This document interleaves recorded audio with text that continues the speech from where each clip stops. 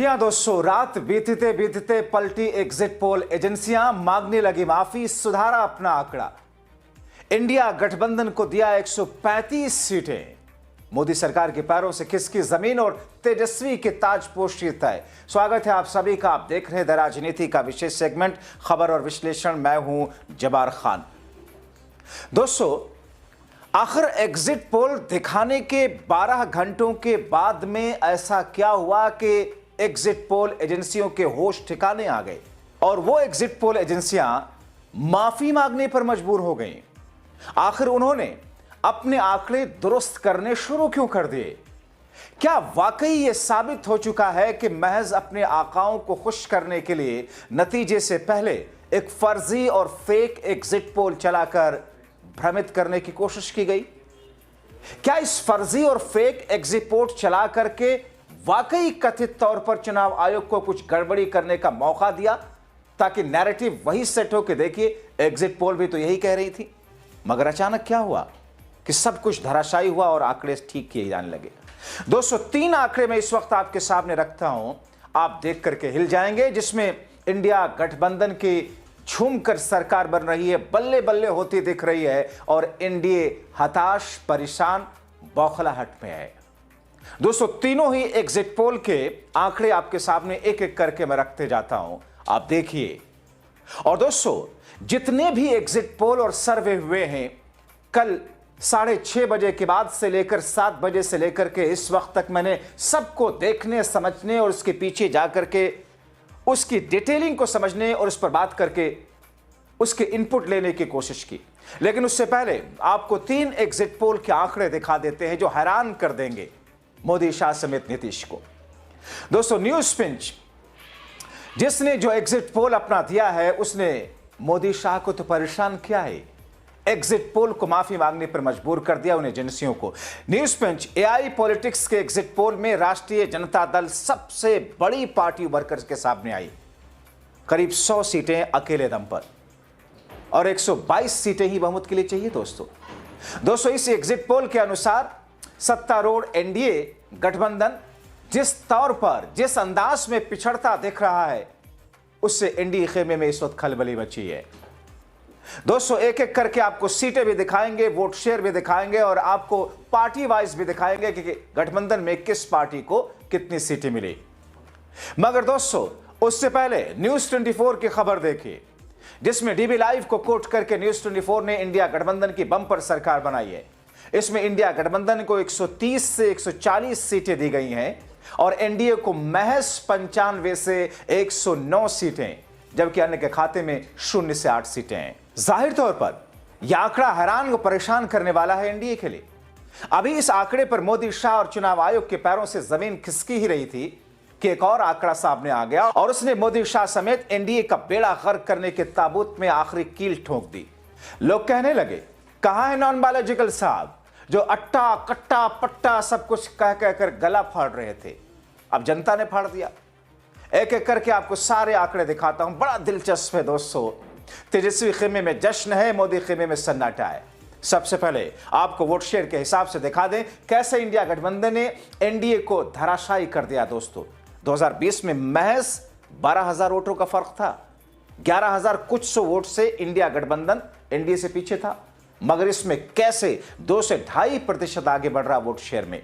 महागठबंधन को 39.2% वोट मिलता हुआ दिखाई दे रहा है, जबकि एनडीए नीचे है महागठबंधन से 38.4%।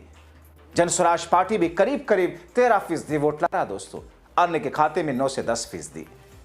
अब आपको दोनों गठबंधन की सीटें दिखा रहा हूं, मगर उससे पहले इंडिया गठबंधन के भीतर सीटों की बात करें तो आरजेडी ने किस तौर पर रिकॉर्ड तोड़ा है। 100 सीटों के आसपास अकेले आरजेडी को मिलता हुआ दिख रहा है।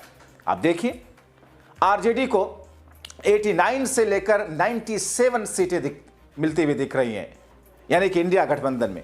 कांग्रेस को इस आंकड़े के हिसाब से इस एग्जिट पोल ने 21 सीटों के आसपास, वीआईपी को 3 सीटों के आसपास, सीपीआई को 1 से 2 सीटें, सीपीआईएमएल को 5 सीटों के आसपास, सीपीएम को 1 सीटों के आसपास दिया है।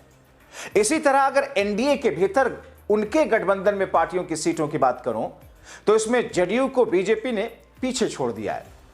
देखिए, एनडीए में किस पार्टी को कितनी सीटें मिली हैं? बीजेपी को इस आंकड़े के हिसाब से 85 सीटें मिलते हुए दिखाई दे रही हैं। तो दूसरी तरफ जेडीयू 25 से 31 सीटें, एलजेपीआर यानी कि चिराग पासवान की पार्टी 204 सीटें, हमको 1 सीटें। अब दोस्तों आप देख करके अंदाजा लगाइए कि किस तौर पर सांसें अटका दें। टोटल सीटों के इन आंकड़े के हिसाब से आपको मैं दिखा दूं, एनडीए के दांत खट्टे कर रहे हैं आंकड़े। दोस्तों आपको कल जो एग्जिट पोल 200 सीटें एनडीए को दे रहे थे, 180 सीटें एनडीए को दे रहे थे, आज का एग्जिट पोल क्या कह रहा है? और ये एग्जिट पोल किस गठबंधन को कितनी सीटें आप देख रहे हैं? महागठबंधन को 119 से 20 सीटें, एनडीए को 121 सीटों के आसपास, 6 सीटें माइनस प्लस, अन्य के खाते में महज 5 सीटों के आसपास। यानी कि बराबरी का मुकाबला यहां पर इस आंकड़े के हिसाब से दिखाया गया है। दूसरी तरफ तो दूसरे एग्जिट पोल जिस हिसाब से 190, 200, 210 सीटें दे रहे थे। सोचिए, आप सोचिए दोस्तों, क्या बिहार में इस हिसाब से 2014 वाली मोदी वाली कोई सुनामी थी क्या? 2014 में तो दिख रहा था सत्ता परिवर्तन बड़े स्तर पर होने जा रहा है। आखिर एनडीए के लिए ऐसी कौन सी लहर थी बिहार में सिवाय नेगेटिविटी की? वोट चोरी का मामला हो, उससे पहले चुनाव से पहले राहुल और तेजस्वी की यात्रा हो, किस तौर पर एक भूमिका बनी। और अगर इतना ही एनडीए की सरकार ने कामकाज किया था तो फिर अंत में वो 10,000 रुपए रिश्वत देने क्यों पड़े थे? वो गला फाड़ फाड़ के मोदी कह रहे थे ना, शाह कह रहे थे, योगी जैसे लोग अट्टा कट्टा हिंदू मुसलमान ये सब करते रहे। तरस आता आप अंधभक्तों पर जो 500 रुपए लीटर पेट्रोल खरीदने की बात तो करते हो, लेकिन मुसलमानों की चूड़ी टाइट होने में आपको मजा आता है। लेकिन ये सब कब तक चलेगा दोस्तों? तो अब इस आंकड़े के हिसाब से 121 सीटों के आसपास में एनडीए के खाते में और 120 सीट, यानी कि मुकाबला बराबरी का ला दिया इस आंकड़े ने, जिसमें 200 सीटें दे रहा था एग्जिट पोल का कई सारे महारथी। मतलब सांसें अटकी हैं आंकड़े ने, बीजेपी मोदी शाह। अब आपको जल्दी से एक और आंकड़ा दिखा देता हूं, राजस्थान का फलौदी सट्टा बाजार का आंकड़ा देखिए। इस आंकड़े ने मोदी शाह की तो हलक सुखा दी।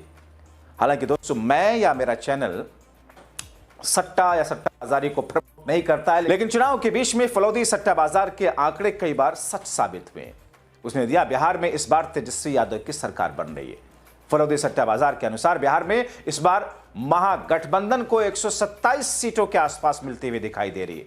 122 सीटें चाहिए सरकार बनाने के लिए, मगर उसने एनडीए को भी नजदीक ही रखा है, बराबर बराबर में दोनों को ही रखा है दोस्तों।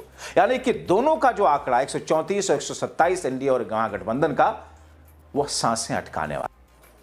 तो ऐसी स्थिति में दोस्तों जमीन पर जो स्थिति है, उस स्थिति को अब से 12 घंटों पहले कैसे दिखाया एग्जिट पोल की एजेंसियों ने, किस तौर पर एक नैरेटिव सेट किया, मगर 12 घंटे बीतते बीतते एग्जिट पोल की एजेंसियों को अब अपनी गलती सुधारने का एहसास हुआ। आपको याद है ना 2024 के लोकसभा चुनाव में भों भों करके रो रहे थे टीवी चैनल पर, 400 सीटें दिखा रहे, 450 सीटें दिखा रहे थे दोस्तों कुछ कुछ एग्जिट पोल वाले, थेथरई वाले, सत्ता के तलवे चाटने वाले एजेंसियों वाले लोग। अब ऐसी स्थिति में दोस्तों एग्जिट पोल जिसके आधार पर एनडीए खेमा उछल रहा था, मगर 12 घंटों के बाद में उस खेमे में अब ऐसा सन्नाटा पसरता हुआ दिख रहा है, जिस सन्नाटे ने के दिल्ली तक राजनीतिक गलियारों में ऐसी सनसनी पैदा की है, जिसमें अब आगे के भविष्य को लेकर के भी राजनीतिक तौर पर मोदी हो या फिर शाह हो, नड्डा तो खैर रबर स्टैंप है, उनकी क्या राजनीतिक तौर पर हैसियत है, या फिर योगी हो या फिर वो असम वाले, ढूंढे उनको कोई चिराग लेकर के, ऐसा होना चाहिए, ऐसा ना होना चाहिए। हिमंता सिर्फ हिंदू मुसलमान, क्योंकि पालतू एजेंसियों के जरिए अपना नैरेटिव तो सेट करा ही रहे। मेन स्ट्रीम टीवी मीडिया तो उनका पालतू गले में पट्टा लगा करके बैठा हुआ है। एग्जिट पोल की एजेंसियां भी पालतू एक मजबूत रेशम वाला पट्टा लगा करके बैठ चुकी हैं। ईडी सीबीआई को तो छोड़ ही दीजिए महाराज, चुनाव आयोग जैसी संस्था अगर खुलेआम आंखों में धूल झोंकने लग जाए तो फिर इस देश की बदनसीबी ही होगी। और जब देश के लिए बदनसीबी की बात कही जाती है तो इसका मतलब यह है कि लोगों के दिलो दिमाग में एक ऐसी भड़ास है जिसको निकालना चाहते हैं।